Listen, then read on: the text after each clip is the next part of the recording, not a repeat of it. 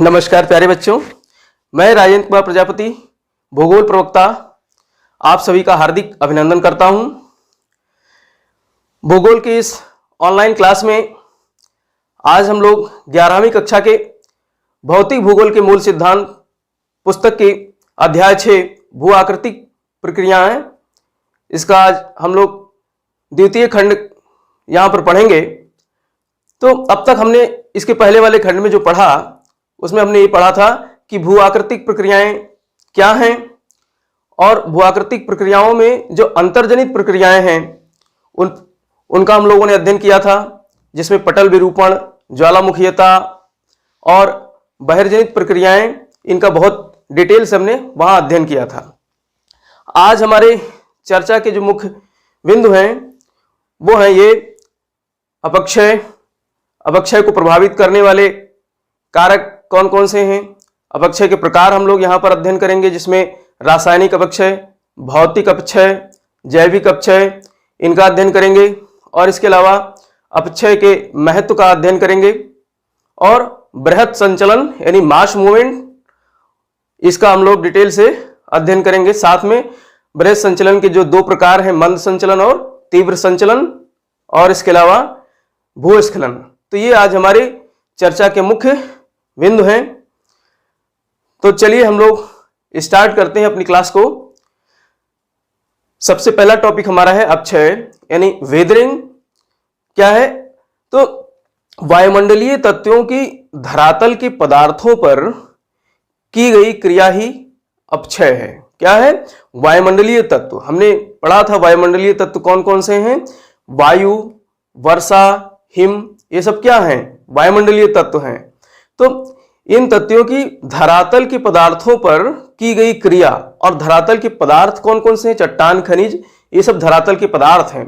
तो इन पदार्थों पर की गई क्रिया ही अपक्षय कहलाती है। मतलब इनकी क्रिया से धरातल के पदार्थों में परिवर्तन होता है तो उसे अपक्षय कहते हैं।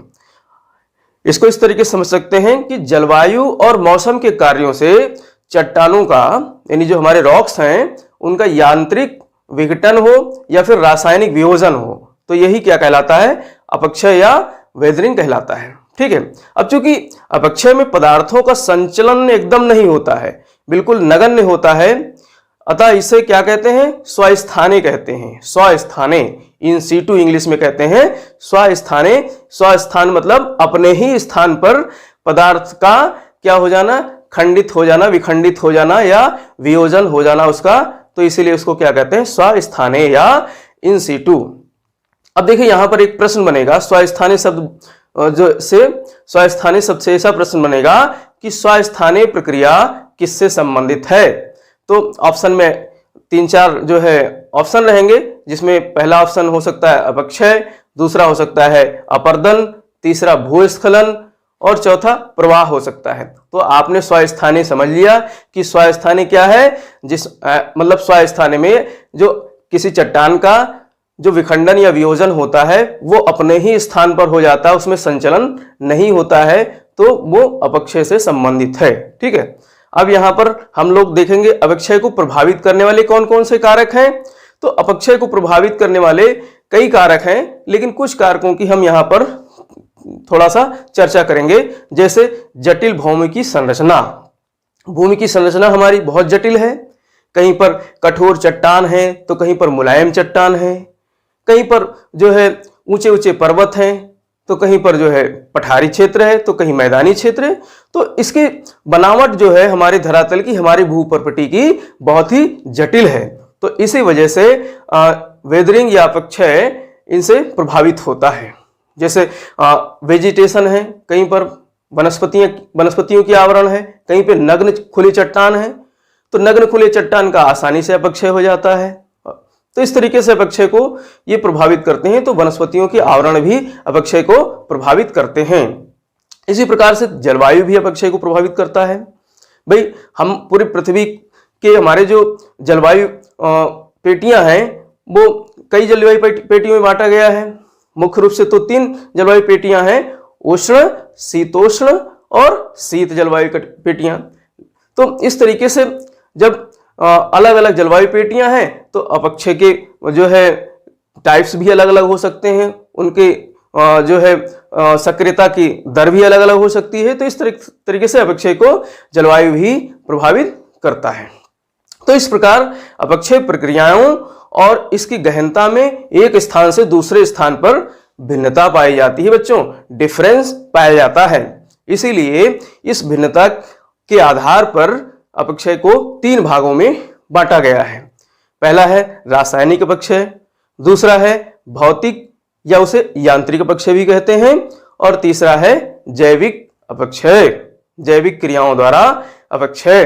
तो इस तरीके से तीन प्रकार से हमारी पृथ्वी पर क्या होता है, अपक्षय होता है। अब बच्चों हम लोग बारी बारी से तीनों अपक्षय की प्रक्रियाओं को समझेंगे। पहला है हमारा रासायनिक अपक्षय या केमिकल वेदरिंग भी इसको कहते हैं।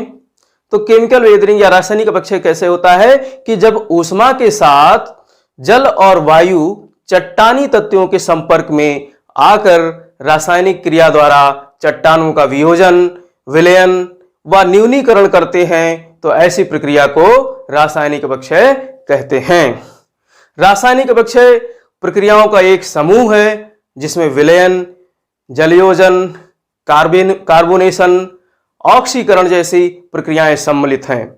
अर्थात ऊष्मा यानी हमारी पृथ्वी पर वायुमंडलीय ऊष्मा जो है उसके साथ में जल और वायु, ये जो है जलवायु यानी जलवायविक तत्व चट्टानी तत्वों के संपर्क में जब आते हैं तो इससे चट्टानों का क्या हो जाता है, वियोजन हो जाता है, विलयन हो जाता है, चट्टानों का घोल बन जाता है। ठीक है, वियोजन विलयन ये शब्द याद रखना। वियोजन विलयन किससे संबंधित है, रासायनिक अपक्षय से संबंधित है। ठीक है, अभी हम लोग आगे देखेंगे विघटन, वो किससे संबंधित है, भौतिक अपक्षय से संबंधित है। तो चट्टानों का वियोजन या विलयन और न्यूनीकरण हो जाता है, तो ऐसी प्रक्रिया को रासायनिक अपक्षय कहते हैं। ठीक है, अब रासायनिक अपक्षय ये एक समूह है। अब इसमें एक एक हम समझ लेते हैं कि विलयन या घोल कैसे होता है चट्टानों का। तो जब वर्षा का जल चट्टानों पर पड़ता है तो वो चट्टानों के खनिजों को घोल देता है, चट्टानों के खनिजों को अपने साथ मिला देता है, घोल देता है। इस प्रकार खनिज के जल में घुलने की क्रिया ही क्या कहलाती है, घोल या विलयन कहलाती है। जैसे आपने देखा होगा जल में साधारण नमक घुल जाता है। बच्चों आपने किचन में देखा होगा कि मम्मी जब आपकी खाना बनाती हैं तो उसमें खाने वाला नमक डालती हैं खाने में, तो पूरी तरीके से दाल में सब्जी में घुल जाता है। तो इस तरीके से साधारण नमक घोल बन जाता है। या पानी में आप सिंपली नींबू पानी पीते हैं तो नींबू पानी में आप उस जल में नमक मिलाते हैं और फिर चम्मच से चला देते हैं तो क्या हो जाता है, नमक का घोल बन जाता है। तो इस तरीके से ये कैसी प्रक्रिया हो गई, रासायनिक अपक्षय की प्रक्रिया हो गई। और दूसरा हम लोग देखते हैं कार्बोनेशन। कार्बोनेशन कैसी प्रक्रिया है, कार्बन युक्त जल, जिस जल में कार्बन होती है और ऐसा जल जब चूना पत्थर के संपर्क में आता है तो उस चूना पत्थर का भी घोल बन जाता है। व्हाइट वॉश करते हुए आपने देखा होगा अपने घरों को, तो व्हाइट वॉश में हम लोग चूने का इस्तेमाल करते हैं और वो चूना पानी के संपर्क में आकर के जो कार्बन युक्त पानी होता है, जल होता है, और वो चूना घुल जाता है। तो ऐसी प्रक्रिया कार्बोनेशन के कारण होती है। इसका बहुत महत्व है हमारे इस धरातल पे जो कास्ट टोपोग्राफी बनती है। ठीक है, जहां पर चूने की सतह है वहां पर वर्षा का जल जब प्रभावी होता है तो ऐसे बहुत सारे जो है स्थलाकृतियों का निर्माण होता है। तो ये कार्बोनेशन की क्रिया से ही संभव हो पाता है। ठीक है, ये मोस्टली कहाँ, आर्द्र जलवायु वाले क्षेत्र में कार्बोनेशन की क्रिया के कारण भूमिगत गुफाओं का ऐसे निर्माण होता है। ठीक है, अगली हमारी प्रक्रिया है जलयोजन या हाइड्रेशन। तो जलयोजन या हाइड्रेशन क्या है, जैसा कि नाम से ही स्पष्ट, जलयोजन। जब हाइड्रोजन गैस यानी हाइड्रेशन शब्द है, हाइड्रेशन इंग्लिश शब्द है, तो जब हाइड्रोजन गैस जल में मिलकर चट्टानों का अपक्षय करती है तो इसे जलयोजन कहते हैं। यहां पर हाइड्रोजन गैस जल में रहती है, भाई जल का निर्माण ही जो है ऑक्सीजन और हाइड्रोजन के मॉलिक्यूल से हुआ है। तो ऐसे जल जब चट्टान के संपर्क में आते हैं तो उससे जो अवक्षय होता है तो उसे जलयोजन कहते हैं। ऐसा कैसे होता है कि भूपर्पटी पर कुछ ऐसे भी खनिज हैं जो हाइड्रोजन युक्त जल को सोखने के उपरांत, यानी उनको हाइड्रोजन युक्त जल के संपर्क में आकर के वो चट्टान क्या हो जाते हैं, फूल जाते हैं और उसमें समाहित हो जाता है जल, तो वो फूल जाते हैं सोखने के उपरांत। तो ऐसे में सेल का क्या होता है, विस्तार होता है। सेल जो है फैलती है, उसका विस्तार होता है, चट्टान का विस्तार होता है और फिर वो टूट जाती हैं। जैसे कि आपने देखा होगा क्ले, जो हमारी क्ले है, क्ले में क्या होता है कि जब वो जल के संपर्क में आता है हाइड्रोजन युक्त जल के, तो वो फूल जाता है और फूल करके उसका क्या हो जाता है, जो है वो टूट जाती है। नेक्स्ट है हमारा ऑक्सीकरण। ऑक्सीकरण देखिए यहां पर ऑक्सीजन की जो है प्रक्रिया होगी। ऑक्सीजन द्वारा चट्टानों पर होने वाले प्रभाव को ऑक्सीकरण कहते हैं। इस क्रिया में जल तथा वायु में मिली हुई ऑक्सीजन जब लौह युक्त चट्टानों को ऑक्साइडों के रूप में बदल देती है। भाई चट्टानों में लौह के तत्व भी पाए जाते हैं, तो जब लौह के तत्व जो है उस पर जल और वायु में ऑक्सीजन मिली हुई होती है तो उसके संपर्क में आते हैं, तो ऐसे चट्टानों का ऑक्साइड के रूप में परिवर्तन हो जाता है। जैसे कि जो है लोहे में जंग लग जाते हैं, ऐसे लौह युक्त चट्टान में जो लोहा होता है, आपने घरों में देखा होगा, आपके घरों में लोहा अगर बहुत दिनों से पड़ा हुआ है खुले में तो उसमें जंग लग जाती है। ठीक है, तो इस तरीके से परिणाम स्वरूप क्या होता है कि लौह युक्त चट्टानें भुरभुरी होकर के नष्ट होने लगती हैं। बहुत दिन तक अगर खुले में लोहा पड़ा रहे तो उसमें जंग लग जाएगा और जंग लग करके वो भुरभुरी हो जाएगी। जब आप उस पर जो है हाथ रगड़ोगे तो भुरभुरी होकर के वो जो है गिरने लगेगी। तो इस तरीके से ऐसा ऑक्सीकरण के कारण होता है।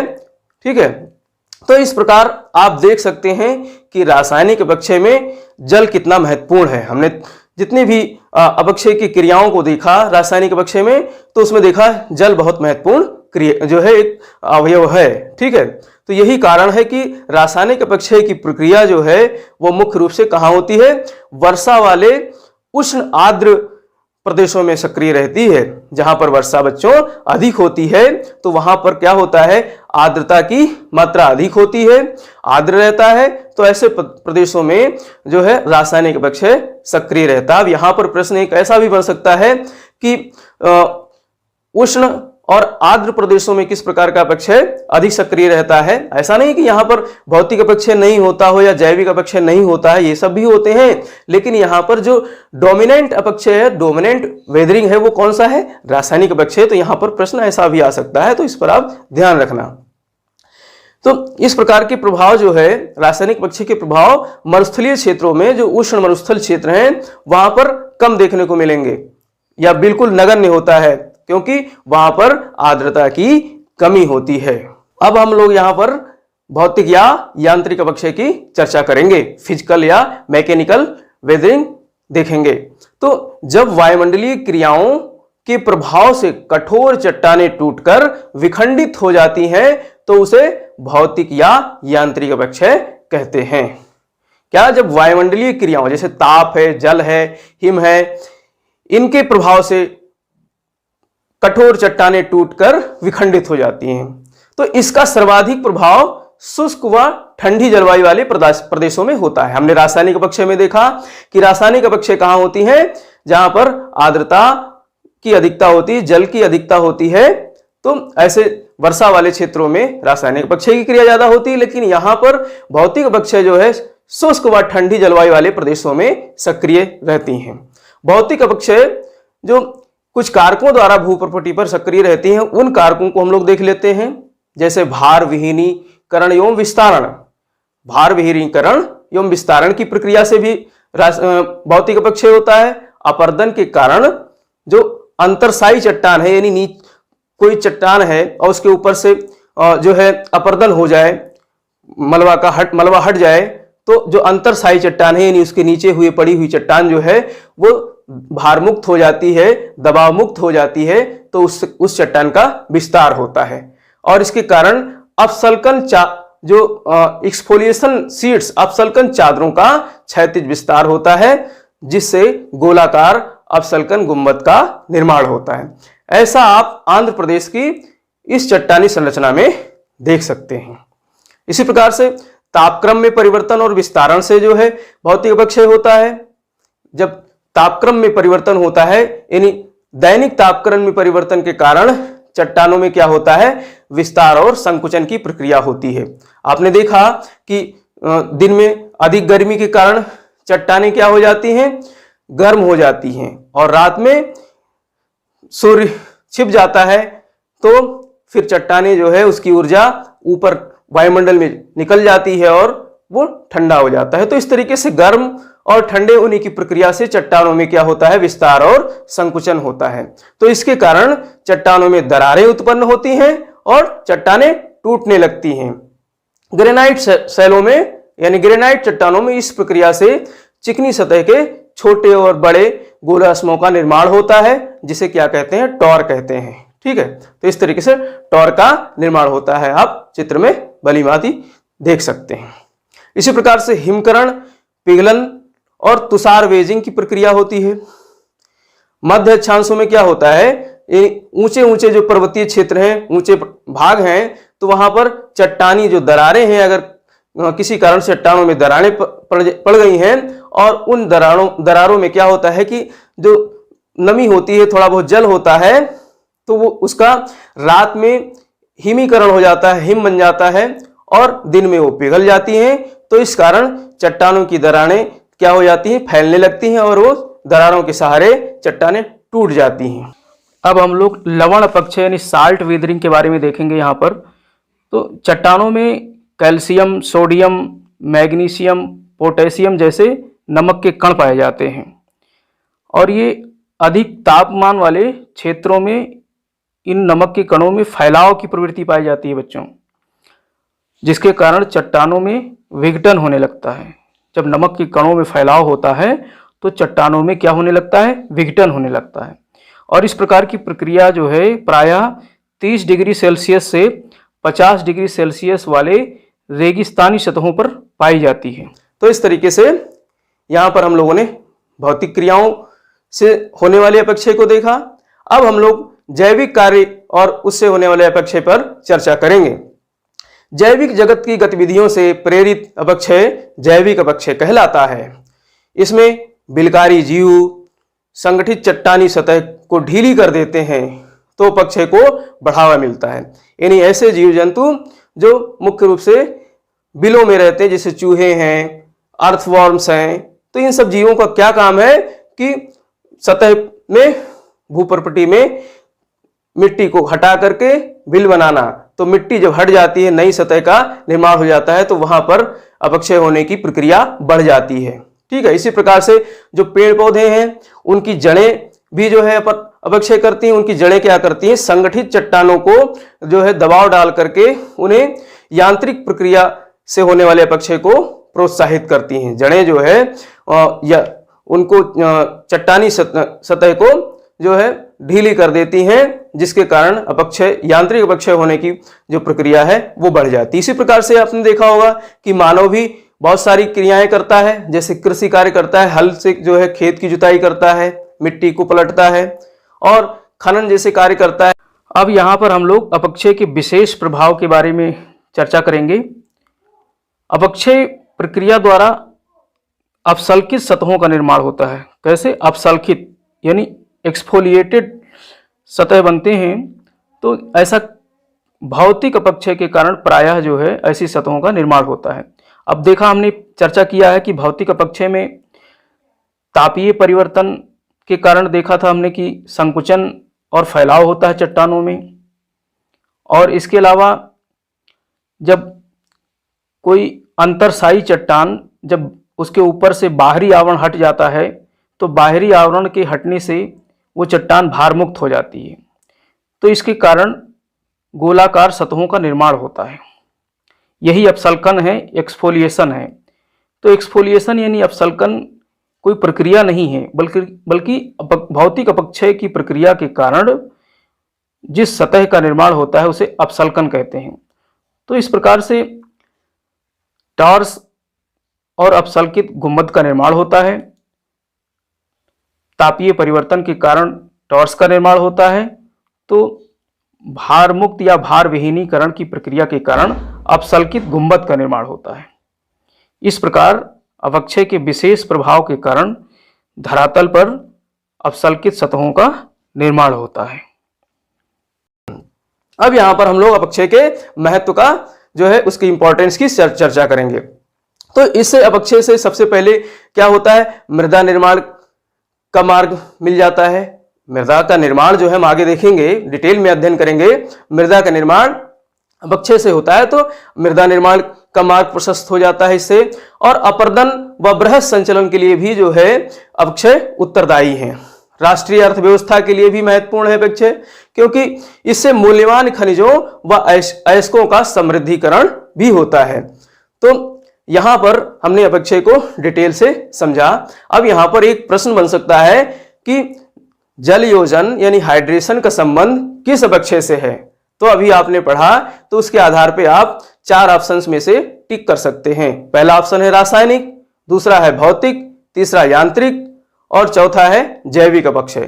तो आप इसमें से आसानी से टिक कर सकते हैं, आसानी से समझ सकते हैं कि हाइड्रेशन या जल योजन का संबंध किस अपक्षय प्रक्रिया से है। अब हम लोग बृहत संचरण या मास मूवमेंट की तरफ चलते हैं।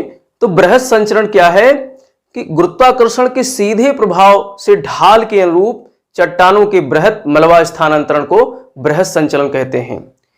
देखिए, बृहत संचलन में जो है इसमें गुरुत्वाकर्षण के प्रभाव में आकर ढाल के सहारे चट्टानों के बड़े बड़े खंड बृहत मलबा का स्थानांतरण होता है। तो ऐसे बृहत संचरण या मास मूवमेंट कहते हैं। बृहत संचरण में अपक्षय अनिवार्य नहीं है, यहां पर गुरुत्वाकर्षण बहुत अनिवार्य है। अब यहां पर अपक्षय की अनिवार्यता नहीं है, लेकिन अपक्षय संचरण की सक्रियता को प्रभावित जरूर करते हैं। भाई, अपक्षयित सतह का संचरण होना, उसकी प्रक्रिया संचरण की दर बढ़ जाती है। तो इस तरीके से बृहत संचरण की तीव्रता या सक्रियता को कुछ कारक प्रभावित करते हैं। यहां पर हम लोग देख सकते हैं गुरुत्वाकर्षण के साथ साथ में कुछ ऐसे तत्व हैं, ऐसे कारक हैं जो बृहत संचरण को प्रोत्साहित करते हैं। जैसे कि तीव्र ढाल युक्त सतह, ढाल ज्यादा हो तो उस पर संचरण की संभावना अधिक रहती है, संचरण की गति और सक्रियता बढ़ जाती है। इसी प्रकार से असंबद्ध कठोर चट्टानें असंबद्ध हो, ढीली हो, तो वहां पर संचरण की प्रक्रिया तीव्र हो जाएगी।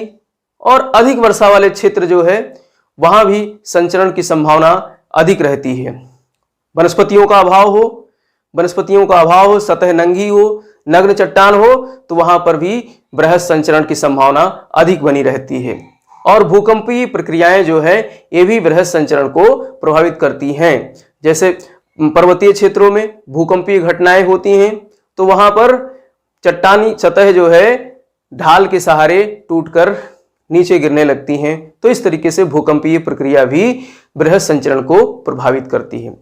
अब यहां पर हम लोग देखेंगे बृहत संचलन 2 प्रकार से होते हैं, तो उन पर हम लोग थोड़ा सा चर्चा करेंगे। बृहत संचलन 2 प्रकार से कैसे होते हैं, एक मंद संचलन होता है और एक तीव्र संचलन होता है। यानी संचलन की दर के आधार पर इस संचलन की बृहत संचलन के 2 प्रकार हैं, मंद संचलन और तीव्र संचलन। मंद संचलन में जो है पदार्थों का संचलन बहुत मंद होता है, इतना मंद होता है कि इसका आभास भी नहीं कर सकते हैं आप, आभास करना भी कठिन होता है। ये एक जो है दीर्घकालिक अवस्था में ये संचलन दिखाई देता है, बहुत धीमी गति से होता है। इसमें जो है क्या होता है, मृदा विरूपण या मृदा का विसर्पण होता है, शैल का विसर्पण होता है, मृतिका का विसर्पण होता है। तो इस तरीके से ये मंद संचलन की कुछ प्रक्रियाएं हैं। और तीव्र संचलन की अगर बात करें तो तीव्र संचलन जो है जहां पर आर्द्र जलवायु होते हैं वहां पर क्या होता है कि पदार्थ संतृप्त हो जाते हैं, जल के प्रभाव में आकर जो चट्टानी पदार्थ हैं, जो मलबा है, वो संतृप्त हो जाते हैं। तो वो ढाल के सहारे बहुत तेजी से उनका संचलन शुरू हो जाता है। ठीक है, तो तीव्र संचलन मुख्य रूप से आर्द्र जलवायु वाले प्रदेशों की ये घटना होती है, तीव्र संचलन, क्योंकि वहां पर जल के प्रभाव में पदार्थ संतृप्त हो जाते हैं, सैचुरेट हो जाते हैं, तो उससे संचलन की दर तेज हो जाती है। इस प्रकार के संचलन में आप देख सकते हैं मृदा प्रवाह होता है, अर्थ फ्लो होता है, ठीक है। मृदा का संचरण शुरू हो जाता है तो उसे मृदा प्रवाह कहते हैं, अर्थ फ्लो कहते हैं। पंख या कीचड़ प्रवाह भी होता है, मड फ्लो होता है तीव्र संचलन में। मड फ्लो किससे संबंधित है? तीव्र संचलन से संबंधित है। पंख या पंख मतलब कीचड़। तो मुख्य रूप से क्या होता है कि जब वर्षा के कारण जो नग्न सतह है, चट्टानी सतह है, वहां पर जो है कीचड़ या पंख बन जाते हैं तो उनका संचरण शुरू हो जाता है। जहां पर ज्वालामुखी की क्रिया होती है तो ज्वालामुखी के राख वगैरह क्या होते हैं, ये वर्षा के प्रभाव में आकर के इनका कीचड़ बन जाता है और ये बहुत तीव्र गति से ढाल के सहारे इनका संचरण शुरू हो जाता है। तो ऐसे संचरण को कीचड़ प्रवाह या पंख प्रवाह कहते हैं। नेक्स्ट है हमारा मलबा अवधाव या इसे अवलांच भी कहते हैं। अवलांच या अवलांच इसका प्रोनाउंसिएशन इंग्लिश में करते हैं। तो मलबा अवधाव, इसमें क्या होता है, ये इन पंख या कीचड़ प्रवाह से भी तीव्र होता है। इसमें मलबा बहुत तीव्र गति से संचरण करता है, ठीक है। अगला हम देखेंगे भूस्खलन या लैंडस्लाइड। ये पर्वतीय क्षेत्रों की घटनाएं हैं। भूस्खलन या लैंडस्लाइड किससे संबंधित है? पर्वतीय क्षेत्रों पर। तो ये इसमें क्या होता है, शुष्क स्खलित पदार्थ जो होते हैं गुरुत्व शक्ति यानी गुरुत्वाकर्षण के प्रभाव से तेजी से नीचे गिरते हैं। पहाड़ी क्षेत्रों में क्या होता है कि वहां पर चट्टानी सतह जो शुष्क चट्टानी सतह हैं वो ढीली हो जाती हैं और ढीली होकर के ढाल के सहारे पृथ्वी के गुरुत्वाकर्षण से नीचे पृथ्वी की सतह की तरफ तेजी से गिरने लगते हैं। तो ऐसी प्रक्रिया को भूस्खलन कहते हैं, लैंडस्लाइड कहते हैं। आप ऐसी प्रक्रिया मोस्टली कहां पर देखेंगे? पर्वतीय क्षेत्रों में, हिमालय क्षेत्रों में, या फिर पहाड़ दक्षिण भारत की तरफ चले जाएंगे तो वहां पर पश्चिमी घाट व इन पर भी जो है ऐसी घटनाएं भूस्खलन की देखने को मिलती हैं। भूस्खलन से क्या होता है कि इससे जो है बड़े बड़े पहाड़ों के टूट कर गिर जाने से मार्ग अवरुद्ध हो जाता है। आपने देखा होगा कि किस तरीके से जो है भूस्खलन के कारण पर्वतीय क्षेत्रों में आए दिनों समाचार में रहता है कि उत्तराखंड में भूस्खलन के कारण मार्ग अवरुद्ध हो गया, या फिर किसी का जो है आवासीय संरचना उस स्खलन के कारण, भूस्खलन के कारण दबकर नष्ट हो गई। तो इस तरीके से इसके बहुत सारे दुष्प्रभाव भी हैं भूस्खलन के, लैंडस्लाइड के। तो इसमें क्या होता है, अवसर्पण होता है, स्लिपिंग होता है, मलबा का स्खलन होता है, शैल स्खलन होता है, शैलपात होता है। तो ये कुछ जो है इसके जो है टाइप्स हैं, प्रकार हैं। अवसर्पण या स्लिपिंग में क्या होता है कि इसमें जो है घूर्णी गति करते हुए जो है मलबा ऊपरी सतह से नीचे की तरफ प्रवाहित होता है, जैसा कि आप चित्र में देख सकते हैं। और डेब्रिस फॉल या मलबा स्खलन में चट्टानी सतह मलबा के रूप में टूटकर स्खलित होते हैं, गिरते हैं। शैल स्खलन में चट्टाने जो है पूरी चट्टाने ही जो है उसमें शैल रॉक्स फॉल करते हैं। और शैलपात में क्या होता है कि रॉक फॉल होता है। ये अपनी सतह के सहारे ना चल करके चट्टाने जो है सीधे गिरती हैं, तो इसको शैलपात कहते हैं। तो इस तरीके से हम लोगों ने यहाँ पर क्या क्या चीजें सीखी। अपक्षय देखा, अपक्षय के प्रकार देखे, अपक्षय को प्रभावित करने वाले कारक, ये सारी चीजें हम लोगों ने यहाँ पर देखी। और मास मूवमेंट या बृहद संचरण का भी अध्ययन किया।